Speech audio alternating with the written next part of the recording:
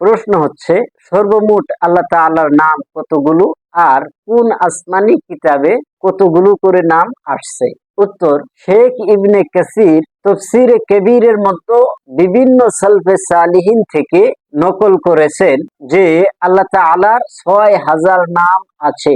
১,০০০ নাম কোরআনে কারীমের মধ্যে আছে, ১,০০০ সুন্নতে রসুলের মধ্যে আছে, ১,০০০ তৌরাতের মধ্যে আছে, ১,০০০ জবুরের মধ্যে আছে, ১,০০০ ইনজিলের মধ্যে আছে, আর ১,০০০ লৌহে মাহফুজের মধ্যে লিপিবদ্ধ করা আছে। দ্বিতীয় নাম্বার, আরো একটি রায় এই বিষয়ে আছে।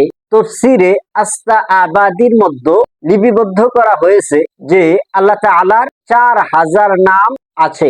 ১,০০০ নাম আল্লাহ রব্বুল আলামিনের বাহিরে কেউ জানে না, ১,০০০ নাম ফেরেশতাদের বাহিরে কেউ জানে না, আর ১,০০০ নাম লৌহে মাহফুজের মধ্যে লিপিবদ্ধ করা আছে।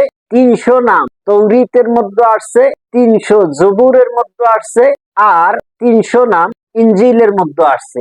বাকি থাকলো ১০০।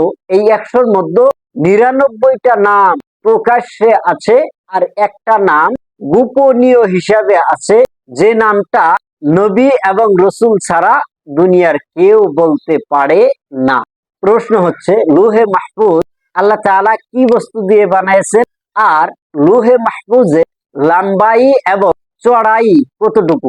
উত্তর হচ্ছে, হযরত ইবনে আব্বাস রাদিয়াল্লাহু তাআলা আনহু বলেন, লৌহে মাহফুজ সাদা মতির জরিয়তে আল্লাহ তাআলা বানাইছেন, আর লৌহে মাহফুজের লম্বাই হচ্ছে মাটির থেকে নিয়ে আসমান পর্যন্ত, চড়াই হচ্ছে পূর্ব থেকে নিয়ে পশ্চিম পর্যন্ত। প্রশ্ন হচ্ছে, লৌহে মাহফুজের মধ্যে কি লেখা আছে? উত্তর হচ্ছে, লৌহে মাহফুজের মধ্যে লেখা আছে, লা ইলাহা ইল্লাল্লাহু ওয়াহদাহু দীনিহিল ইসলাম ওয়া ইত্তিবাই রুসুলুহু আদখালাহুল জান্নাহ। প্রশ্ন হচ্ছে, লৌহে মাহফুজের চারপাশটা কি দিয়ে বানাইছে এবং সেই চারপাশকে কিসের জরিয়তে ঢেকে দেওয়া হয়েছে? উত্তর হচ্ছে, লৌহে মাহফুজের চারপাশ মতির জরিয়তে আর ইয়াকুত পাথরের জরিয়তে বানানো হয়েছে, আর সেই মতি এবং ইয়াকুত পাথরকে ঢাকার জন্য আল্লাহ তাআলা